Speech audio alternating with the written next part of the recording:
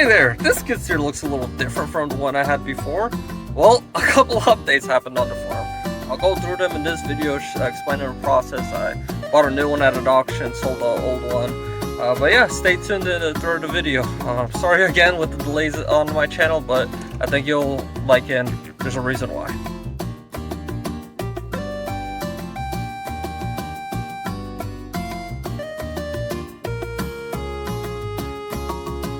So I'm sitting in the ASV RC85 skid steer.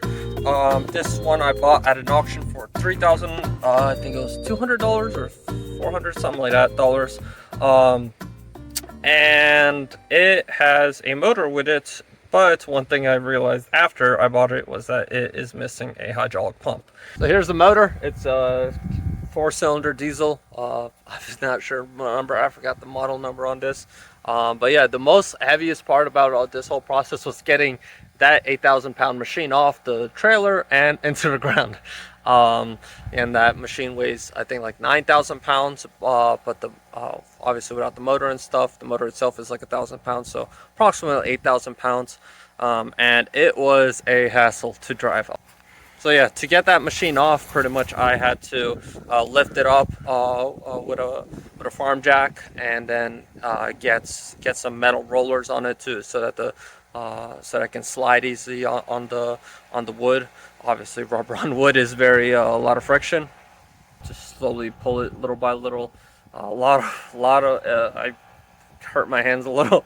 I got blisters and stuff, you know, trying to pull on that chain. I eventually got gloves, but that's after the blisters formed. So it's all right. A little bit of exercise one day.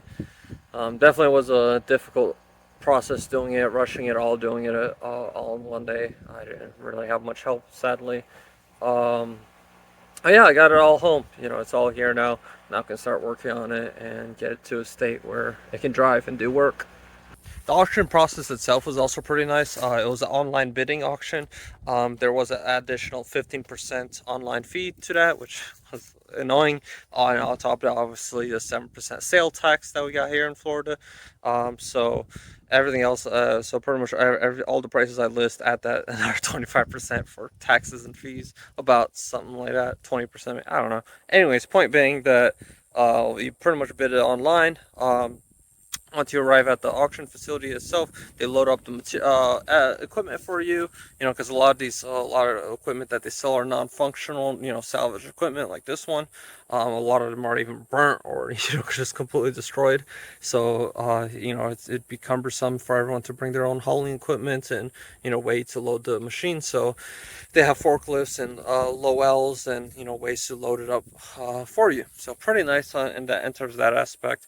And all I did was I arrived there, showed them my invoice. The invoice arrives a day after you actually, like the auction day. I think it was like on Tuesday.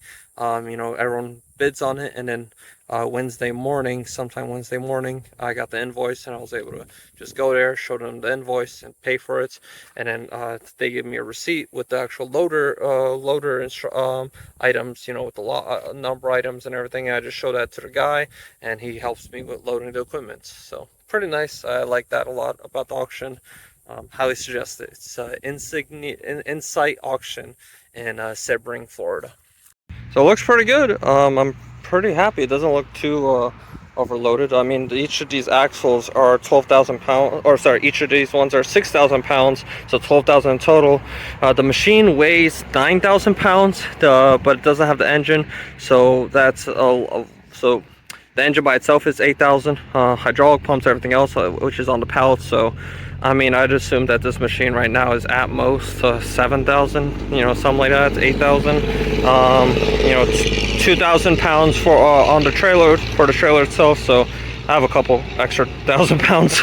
So I mean, I'm happy. It's fine. You know, I'm just gonna hook it up and yeah, get the rest of the stuff. Got home safely. It was a pretty heavy load, probably the heaviest I've ever hauled, but my truck handled it pretty well. I didn't really go much more than 50 miles an hour, so but yeah, tires, I mean, did great. It's you know, no problem. I'm just gonna put this down and figure out some way to pull it towards, maybe towards a tree, or I'd like it towards that direction, but we'll see. I just need to get it off the trailer in this area approximately, and then hook up and then pull the trailer back somehow. Again, I'm gonna figure that out, and then get the rest of the stuff. Alrighty, I think I got it moved a little. I don't know if you remember, but it was over here near the center, and it's now here. What I did was I put a pallet jack over there, put a stick across here, so it's on the pallet jack. It's raining right now, so I'm gonna head inside after I finish recording this. But yeah, so, and I have a chain. See this chain right here, chain hoist that's over here, and that's just pulling it. I mean, it's working great. I'm not sure how I'm gonna get it over here in the last part. We'll figure it out. We'll do something.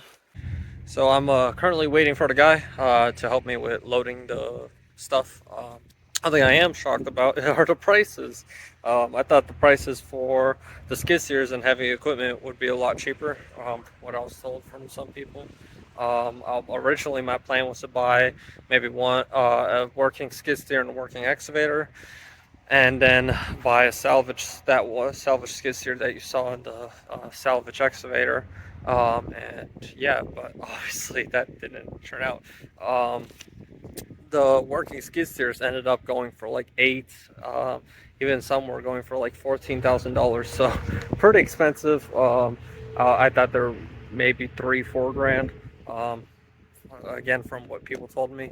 And then the salvage ones, I thought they were gonna go for like a couple $100, $500, but no. The skid steer one, it went for I think $3,200, and the excavator I paid $1,600. So again, a lot more than I expected, but it's all right. I'm sure there's a reason for all this, and yeah, like I said, I'm just waiting for the guy to load the material, and can't wait to start looking into them. So I just got the second haul loaded, and I'll be honest, I thought this bucket was a lot smaller. I did not expect that. But yeah, I got the rest of the smaller stuff. All I have left is, I think, the pallets, pallet forks, those two pallets right there, for which are the engine parts for the skid steer and the excavator. I'm gonna do those last. The reason why is because I want to be able to unload all this material off, you know, myself. And because the excavator, I'm not sure if I can unload that. Worst case situation, I'll just leave it on the trailer. But yeah, so I'm gonna head home. Hopefully tomorrow I can get the last of the stuff. I also got this Dixie mower from the auction. I paid $250 for this one, so not sure what the issue is. I'm hoping it's something simple, because my other mower got burned up. Not sure what happened, but yeah, so hopefully I can get this one working and clear up my property, because it's a little bushy. But yeah, so the reason why I sold my old skid steer was because it was tired. So this skid steer, it is tracked, and it is a lot more powerful. So this one can lift, I think it's like 2 tons. The previous my New Holland one could only lift like 1,500.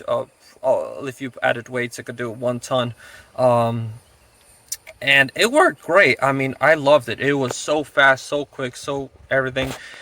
But I did the bucket on, welded up the bucket on it, put it on, tried to dig up some dirt, and it wouldn't dig. Instead, the tires dug into the sand. I know there's tracks that you can buy for it and all that, but I also didn't like the controls on it. It was a foot pedal control. You know, I tried and I just couldn't get used to it. You know, I'm used to operating heavy machinery at construction sites, and typically we use joystick controls, so kind of like this. So pretty happy with this one. And also this one can lift a lot more, and you know, so on and so forth. So the previous skid steer, so my New Holland one, I sold it for $8,000. I kind of rushed it. I probably could have sold it more. Probably could have sold it for like 10-13 grand, but I rushed on the sale because I really needed to get the money to be able to bid on this auction and buy this machine. So this is the Bobcat that I got at the auction, the excavator. It's a Bobcat 231, and the only thing really that's missing from it is the engine. Everything else seems to be on it. It has all the hydraulics, all the actuators, you know, everything that is associated with that. So I got a Kubota engine for this one already. I paid $1,500 for that. So this Bobcat itself, I paid $1,600. So the engine, I bought it used on eBay. With shipping, it was $1,500. And I bought a rebuild kit. That's another $500. And then I'm gonna have to get it re-sleeved, which will probably be another $600-800 in costs. You know, a little bit extra. So probably this project's gonna run me around, I'd say about $3-4 grand. Oh, plus the about $4 or $5 grand. You know, so hopefully we can get it running pretty soon. Because originally I was thinking about getting the skid steer fixed, but turns out we're gonna get this running first. That's what my farm is at right now. That's the progress of things right now. Right now I'm focusing on getting the excavator fixed up, looking around for a motor for that. In the meantime, I'm gonna try to save up money to buy the hydraulic pumps for this machine. And yeah, little by little, I'm gonna get a proper machine, a proper excavator, and I'm gonna do a lot of digging on the farm. But I'm gonna try to update you guys as much as possible, but I hope you understand that, you know, things occasionally come up and I can't control them, and you know, I gotta do with what I got. But yeah, thanks for watching. If you like, please subscribe. I'm gonna do more updates and stuff like this in the future. But yeah, stay tuned.